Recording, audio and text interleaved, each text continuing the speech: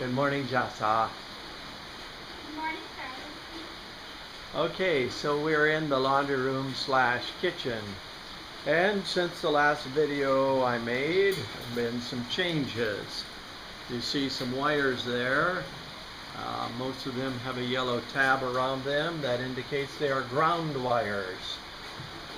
There is no ground on this system, which is unusual for us who are used to 110 volt.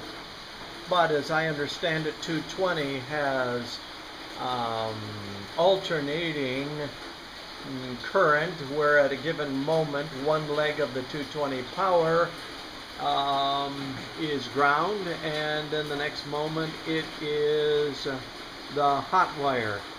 So it's always grounded and it's always wired. So coming down through this conduit, I've added additional wiring, and I put them into conduit, and I have cut a channel in the wall, which I covered in my last topic.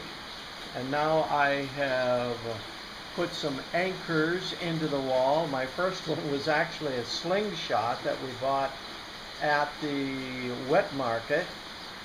It's the only piece of wood I had. As you can see, we have the electrical run here, the rough wiring. And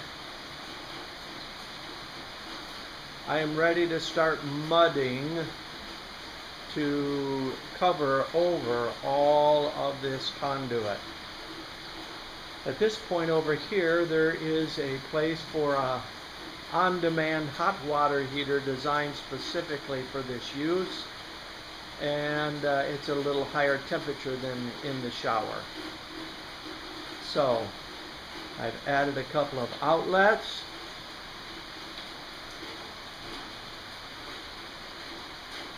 And this lower outlet over there is for the stove. It's a gas stove, but there's light in the stove and the igniter.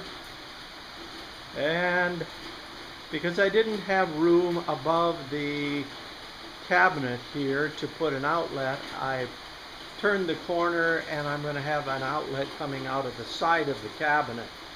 So I have extra wire for that. But what I did was I laid out on the floor with not duct tape, but masking tape, the outline of the kitchen cabinets, and some of it's been roughed up and I've got to put it back in again. But this allows for planning. I used it as my story pole. Over here, I put an additional vent going outside, because in that slot I'm going to put a propane tank. We have small propane tanks, like a 20-pound propane tank. 20 pound, 20 gallon. I don't remember. Anyway, propane is heavier than air. It sinks, settles to the floor. So I wanted a vent at the bottom there in case there should ever be a leak. So next step, I bought some cement, and these two little bags, the green and blue one, include white sand that I can mix to put around, to put with the cement to make my mortar. You notice this longer wire here? It's meant to come up and strap to this pipe. This is a steel pipe, and it goes down to ground. So I'm going to use it as a ground for my hot water heater, and I am running it back, tying it into the washer-dryer combination outlet, and then I'm feeding it back so that each of these outlets that will be somewhere near the kitchen sink will all be grounded, in addition to the regular grounding. So there you have it. You can hear the rain.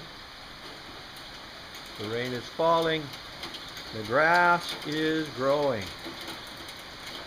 And we are getting ready to do some cement work here in the Philippines. We'll look out into the backyard, and you can see a few stray rambutan. Most of the rambutan from the backyard have already been harvested. Thank you for joining me.